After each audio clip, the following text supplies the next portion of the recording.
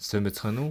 Өнөөдөр би та бүхэнд ChatGPT болон DeepSeek гэдэг хоёр хэмжээ оюун ухааны ялгааг технологийн биш өдөр тутмын хэрэглээний талаас нь тайлбарлах ба яагаад хүмүүс энэхүү хоёр хэмжээ оюун ухааны аль нэгийг сонгон хэрэглэдэг талаар хуваалцах гэж байна. Сүүлийн үед хэмжээ оюун ухаан бидний амьдралд хурдтай нэвтэрч бараг л өдөр тутмын хэрэглээ болж байгаа. Зарим хүмүүс ChatGPT-г ашиглан бичвэр бичдэг, зарим нь DeepSeek-ийг ашиглаж код бичдэг. Гэхдээ яг үнэндээ эдгээр хоёр ямар ялгаатай юм бэ? Аль нь илүү сайн бэ гэх асуултын хариултыг танд өгөх болно. Үнэндээ энэ нь ямар зорилгоор хэрэгжиж байгаагаас шалтгаалдаг. ChatGPT бол Америк нэгдсэн улсын OpenAI гэдэг компаниас гаргасан хэмжээ оюун ухаан юм. Ихэнх хэрэглэгчид ChatGPT-г ашиглан ямарваа нэгэн текстийг бичих, хураангуйлах, эссе бичих, тайлбар гаргах гэх мэт ерөнхий хэрэглээнд ашигладаг. Ялангуяа ChatGPT 4o хувилбар нь зургийг ойлгох, файл задлах, дуу дооролт ойлгох чадвартай.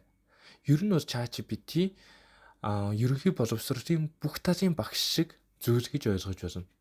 Харин DeepSeek бол хятад бүтээгдсэн нээлттэй их бүхий хэмжээ оюун ухаан юм. Энэ нь ялангуяа код бичих, алгоритм гаргах, судалгааны шинжтэй бичвэр үүсгэхэд сайн.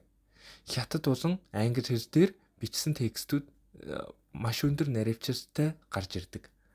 Харин хүмүүс хэлний хувьд арай хүүтэг, аль эсвэл машин мэдгэж мэдэрдэгч техникийн маш урт нь тодорхой хариу өгдөг.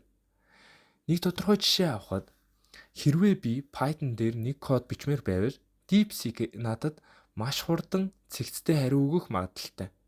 Харин тайлбар эсвэл хэрэглэгчид зориулсан бичвэр хэрэгтэй бол ChatGPT-г илүүд үзнэ. Тэгэхээр ямар үед алийг нь ашиглах вэ гэдэг асуулт гарч ирж байна. Хэрвээ та бичвэр хэлний ажил ихтэй бол ChatGPT-г тохиромжтой. Харин хөгжүүлэгч код бичдэг бол DeepSeek-ийг туршаад үзэхэд гэмгүй.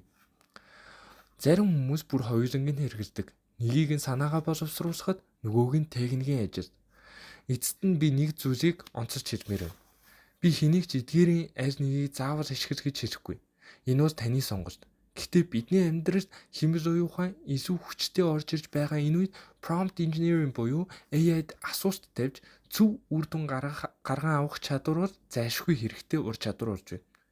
Тиймээс AI ч бай, юу ч бай бидний хэрэглэж буй ямар ч зүйл ухаалаг хандлага хамгийн чухал.